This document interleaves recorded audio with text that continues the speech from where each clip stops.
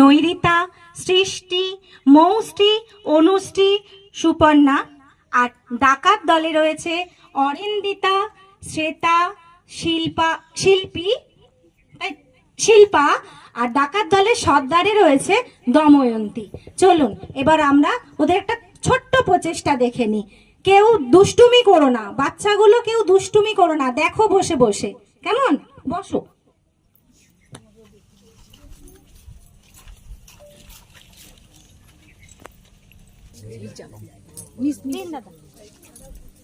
দাদা